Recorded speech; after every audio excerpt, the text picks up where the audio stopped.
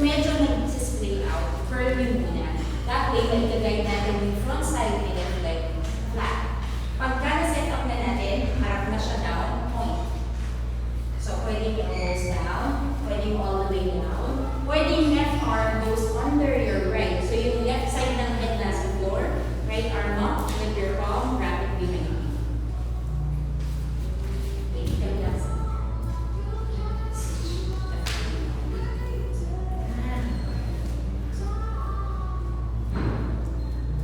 Yan, sige, right arm up, flip your palm, bend your knee, grab your foot. Di ba matatapos eh? Tapos i-pull nyo pa. Para etong left leg, yung i-bend nyo. Tapos ako, pull, in, out. Hindi talaga nabigyan sa kakastretch. Oh, okay na po yun. Tapos release tayo. Release nyo na yung leg, rise off tayo. Balik tayo ng picture. Kaya naman ako ulit kasi na. Pwede na. Ang problema kasi dyan sa gamit mo yung nakakatak siya eh. So,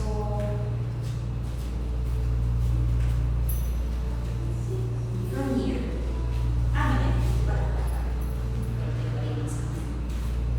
yung strap, dito sa paa. So, siguro doon na lang sa pinakamalapit sa paa. Kaya, yung front leg active yan, hindi pwedeng isip na kailangan flex nyo yung paa, madiin kayo dun sa leg para you can always let go. Good. So, pull yung elbow, pull, di ba? Pagdating ni elbow in line with your shoulder, saka nyo siya iaangat, harap forward. Yes? Yun. Kaya. So, kailangan nyo yung chest. Saka nyo hirap. Pero pwedeng isang kamay lang ha. Breathe. Hayaan yung hilangin ng leg nyo to. Chest up. Nice. Tapos release tayo. Nakabisado nyo pala. Kasi gagawin natin wala. Ito may guide tayo eh. Longer arm switch. So ngayon, try lang. Masakit, may part na since may green na yung hawak ko, may ipit ka dito. So, pag na-feel nyo na may ipit dito, harap na kayo dapat forward kasi kailangan mag-blend dito. If not, iitin mo siya ng ipitin. So, ang grip, left.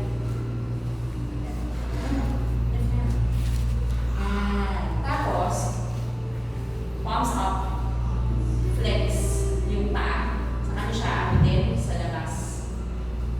Gets me sa labas. Sa kabilang side. So, palms up. Yan. Tapos, flex mo to. Hindi niya yung magkita. So, ito dapat. Yung thumb mo. Ito. Yan. That's it. So, kailangan mo na lang na yun. Gets nyo? Pag naka-open siya dito, sumasama si leg. Yan! Tapos, daling na, elbow up. Para yung kanina, pag na-take in line sa shoulder, up. Eto, papunta siya dito. No, paglang side.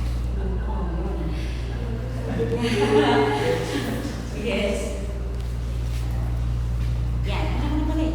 Tapos, elbow out sa side. And then up. Kaya. Up and up. Kaya. Okay. O kasi, may ganun talaga na hanggang dito lang. So, kapag hanggang dun lang siya, yun. Oh my God. Pero at least, ang problem mo is yung balance lang. Pero yung marunong siya, no? Nice. Para alam natin kung what we need to work on next. So, ayaw. Oo, okay lang kasi pag tingin natin. So, nasa na kayo na? Ano again? Oh, ito yung isa. Kanina din yun sa dulang. May iba na yun niya, medyo parang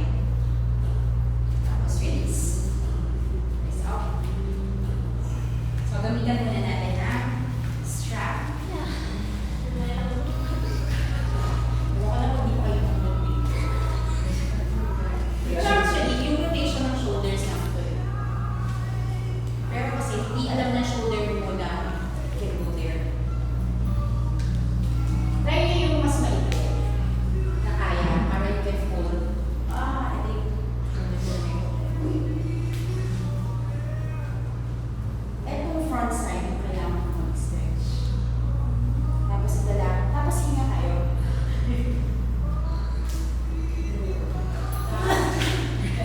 Di ba pinupulo mo siya? So magnetic. Balik tayo. Flex or